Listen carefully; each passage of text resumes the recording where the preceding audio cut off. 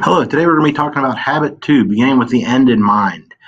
We spent the last week, we talked about being proactive, and this year as a whole, we've been talking about seven habits. So I thought this would be a good opportunity to review them, and we'll go through them one by one, and then talk about putting those in place in our daily lives. And we're going to talk about that a little bit today as well. So what's it mean to begin with the end in mind? It means that you have a plan, you plan ahead and you set goals for yourselves. You're prepared at all times. You think about how the choices you make on a daily basis affect your future, and you think about the positive and negative consequences of your actions. Something that's really important to do if you want to be a leader and to be successful in life. So beginning with the end in mind, or just to break it down a little bit more clearly, it's having a clear goal. You have a goal that's set that you want to achieve. You develop a plan on how to, step by step. Most goals you're not going to achieve in a short period of time. It's something that might take weeks or months or even years to achieve really big, important goals.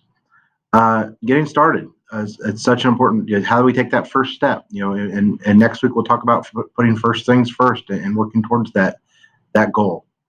And then focusing on growth towards that goal. Like I said, most goals are going to take, days or weeks, maybe months to achieve. So how do we make progress and take steps towards achieving that goal?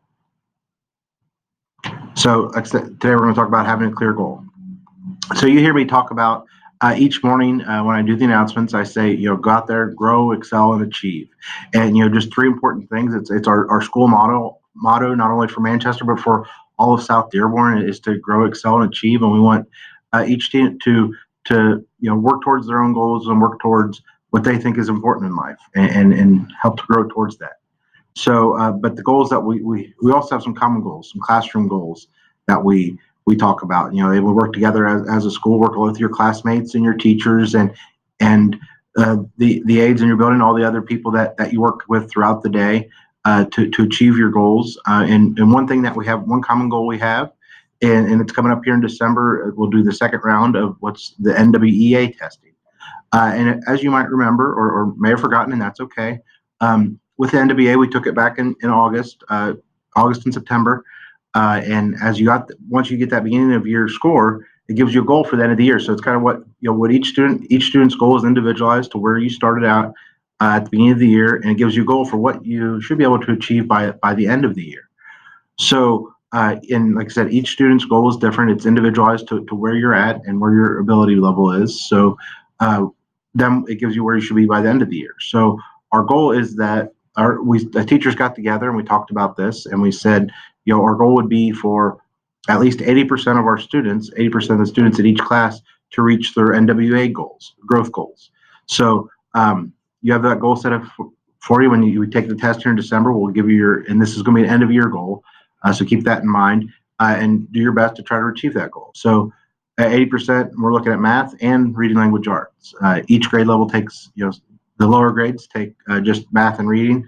As we get to upper grades, they take math, reading, and language arts. So we take some different, and also several grade levels take science as well. The other thing we talked about is with behavior. Each class does class dojos for doing all those right things. Having your computer charged, getting there on time, putting your lunch count in, all those types of things. And negative ones for when we screw up, and we all make mistakes here and there, and it's okay to make mistakes, but we're going to learn from those and move on. So our goal is that each class by class has 95% positive dojos. So we want to encourage everybody to continue to do the right things and work towards that goal of 95% positive dojos within the class. So for going back to the NWA goals, and you may have seen outside the lunchroom, there's a big bulletin board about smashing your bug. And so what is a bug? A bug is a bump up goal. And that's recognizing that for each of us, we want to grow, we want to develop, we want to bump up to that next level. So it's just bumping up and doing a little bit more and being a little bit better today than you were yesterday, and being better at the end of the year than you were at the start of the year. So it's about bumping up to that next level and continuing to grow.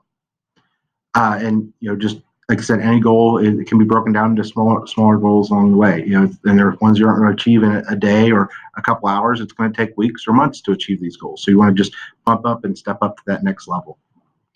When you take the NWA here in the next, sometime in December, we'll start this week. You'll get this little piece of paper that has your name on it, and then what your goals are in each of the different categories.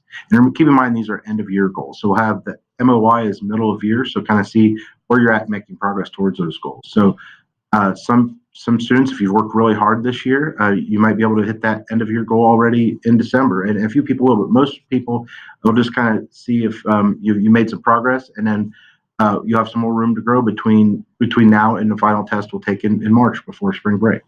And at the end, we'll kind of say, did you smash them? And if you did, great. If not yet, most people will be in the not yet. And that means we're working, we're still making progress towards it. So going back to that grow, excel, achieve, again, our goal is that each student or each class has 80% of their students reach the NWEA goals, and we're going to do some celebrations at the end of the year as we get through the March, after we get through the March testing window.